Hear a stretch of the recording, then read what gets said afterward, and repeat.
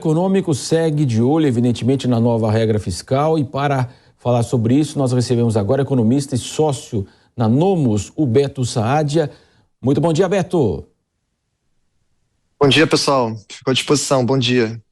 Beto, qual que é a sua expectativa aí? Inclusive, a gente observa, então, esse cenário mais desfavorável para o governo político. Pode haver uma implicação, uma contaminação aí na votação do arcabouço fiscal?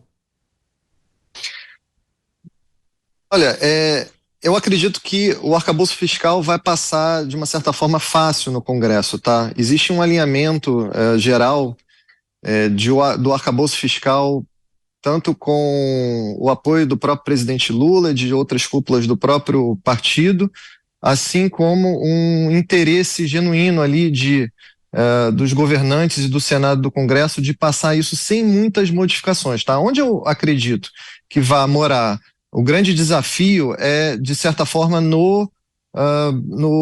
na recomposição tributária, tá? É isso que vai ser difícil do Haddad e da equipe econômica conseguir recompor tributariamente a arrecadação, porque você tem aí algumas bancadas de interesse no Congresso que podem brecar e podem colocar ali uma certa barreira dentro dessa ação do Haddad, tá? Do ministro Haddad. Agora, essa recomposição tributária, ela é importante porque o próprio Haddad manifestou ali um número que envolve por volta de 150 bilhões para você ter ali uma trajetória fiscal minimamente saudável no longo prazo, independente de quando isso vai convergir, esse superávit que o próprio Haddad promete. Ele promete para o ano que vem, o mercado não acredita que isso possa acontecer, o mercado projeta, pelo menos uma parte dele projeta uma estabilização ali lá para 2026, mas de qualquer forma, a gente precisa entender de onde vão sair esses 150 bi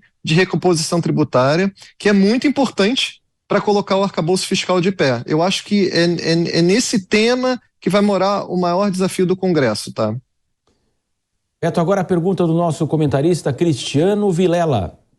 Beto, bom dia, satisfação ter você mais uma vez aqui na Jovem Pan. Beto, o presidente Lula, ele fez declarações muito fortes em relação ao presidente do Banco Central, agora em sua viagem oficial na Europa, em Portugal, e agora logo mais vai para a Espanha. Lembrando que Portugal e Espanha são grandes investidores no Brasil, a Espanha é um dos principais investidores no país ao longo dos últimos anos. Como você vê a forma como o presidente da República está exteriorizando esse tipo de divergência política com o Banco Central e se isso de alguma forma pode acabar sendo prejudicial à imagem do Brasil para a captação de investimentos no exterior? Obrigado, Cristiano. Por um lado, você tem aí um executivo muito proativo em recompor essas alianças internacionais, tá? O próprio presidente Lula já fez diversas visitas para recompor aí algum tipo de laço que foi perdido no governo anterior. Por um lado, você tem também, muito importante, essa recomposição do Mercosul com a União Europeia também, que pode ajudar bastante a nossa indústria. Por outro lado, você tem esses ataques ao Banco Central, tá? Então, me parece que o presidente Lula tem um inimigo para chamar de seu, né? Se você teve aí do presidente anterior um inimigo que era o STF, agora você tem um inimigo que é o Banco Central, e ele coloca aí o Banco Central como o vilão da história, tá? O que eu acho e o porquê que o presidente Lula está fazendo isso, lembrando que é um político aí que já vem aí de um terceiro mandato, ou seja, já tem uma certa experiência em relação aos efeitos deletérios aí de um Banco Central relativamente frouxo. Então, você tem aí um presidente que quer colocar, de certa forma, transformar o Banco Central como vilão, e aí eu trago aqui um conceito do economista Gustavo Franco de colocar o Banco Central como vilão, um interesse do político, né?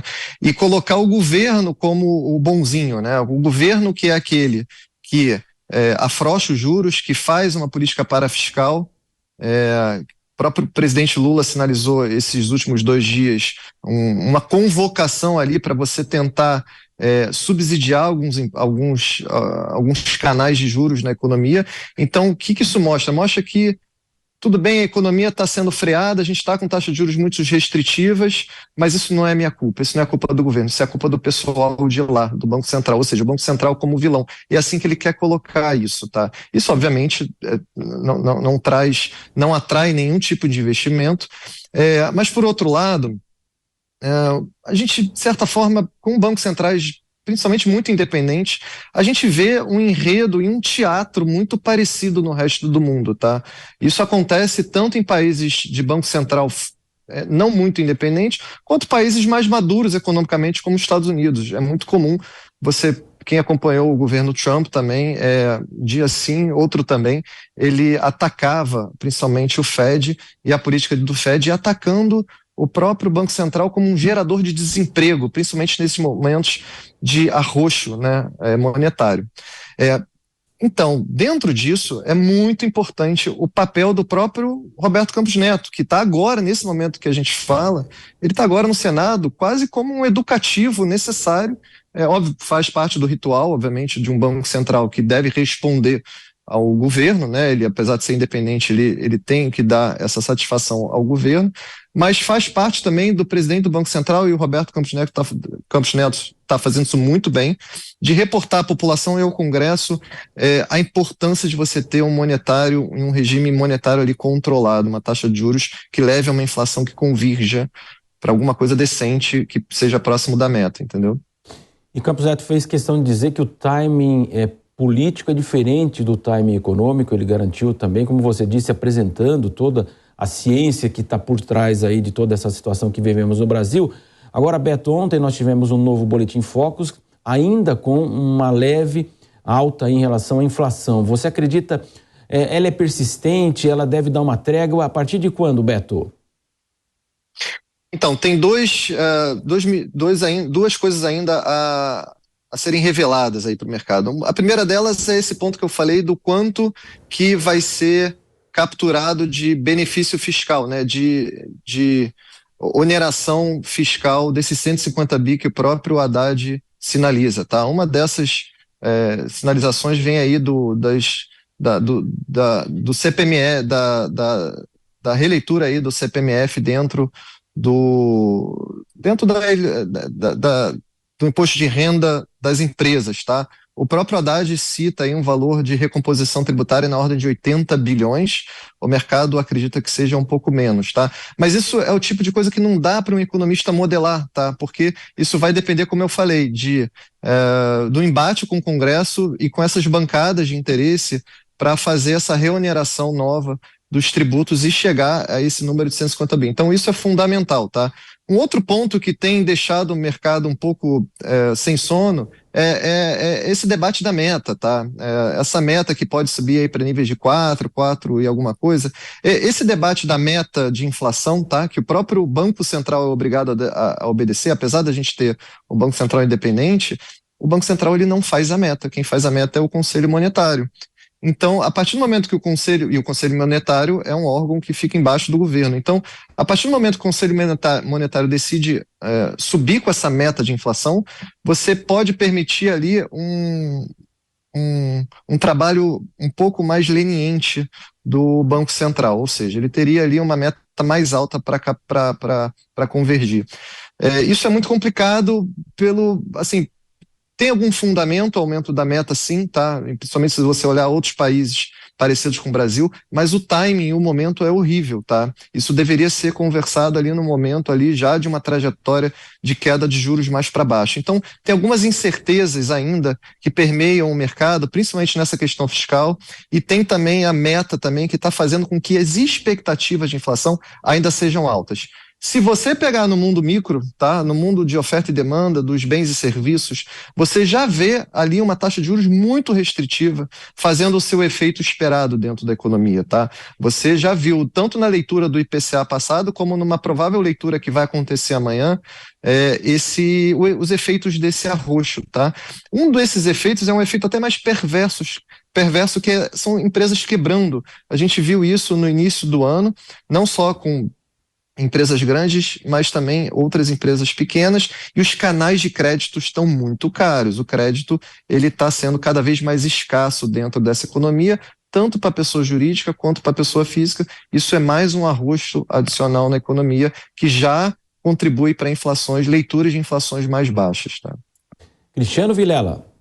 Beto, um outro aspecto que eu gostaria de ver, conversar com você, com relação a essa grande efervescência de temas que a gente vai ter agora discussão no parlamento. Nós temos a CPMI do dia 8 de janeiro, nós temos a possibilidade, inclusive, de ter uma CPI do MST, nós temos a questão do próprio arcabouço fiscal, que é um tema importante, vai precisar de um diálogo mais presente do governo nesse sentido. Você vê que essa multiplicidade de temas, ela pode acabar fazendo com que algum tema acabe ficando de lado e que talvez a reforma tributária, que talvez seja o tema mais complexo de todos esses, acabe perdendo um pouco de força, ou você está otimista com relação a uma discussão e aprovação efetiva da reforma tributária nesse ano?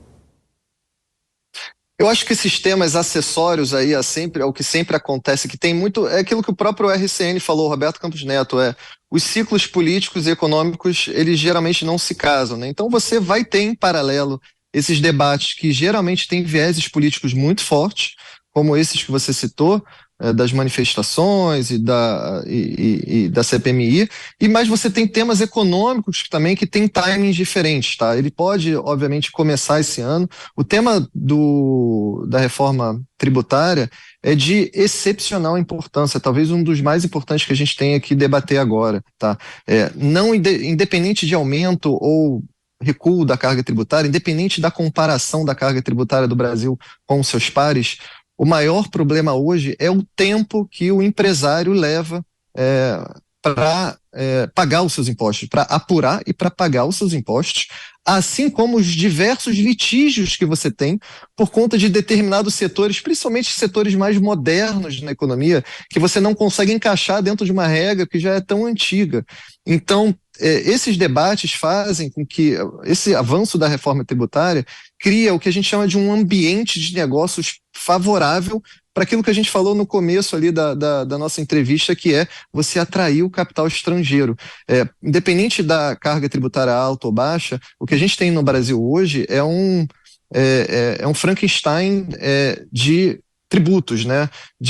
Que leva muito tempo para se apurar, tem muito litígio e tem muito cabide de empregos, principalmente na área jurídica também, para você ficar determinando que tipo de imposto você tem como benefício ou tem que pagar.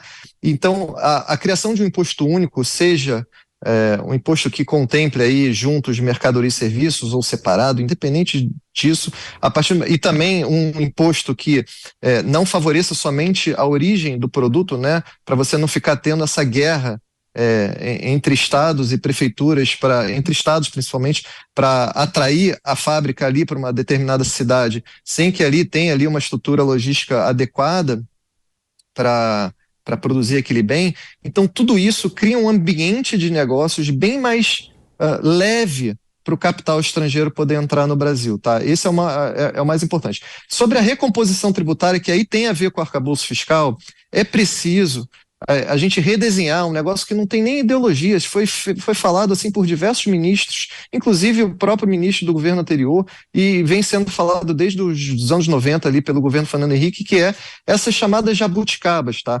Tem coisa que é jabuticaba, sim, e tem coisa que não é jabuticaba. Nem toda desoneração é jabuticaba, que chama, né? De uma forma pejorativa, uma eventual desoneração fiscal.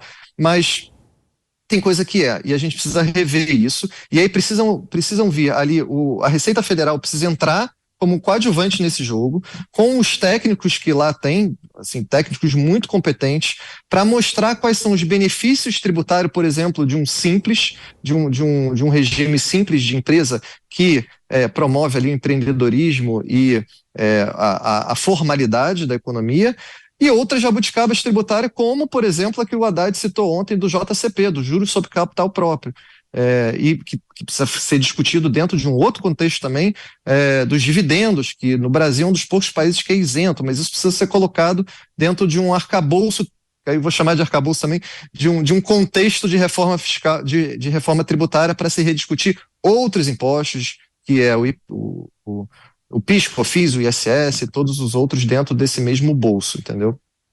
Conversamos então com o economista Beto Saadia, mais uma vez, fazendo essa análise aí do momento econômico brasileiro. Beto, muito obrigado pela sua participação aqui na Jovem Pan. Muito obrigado, pessoal. Bom dia. Bom dia.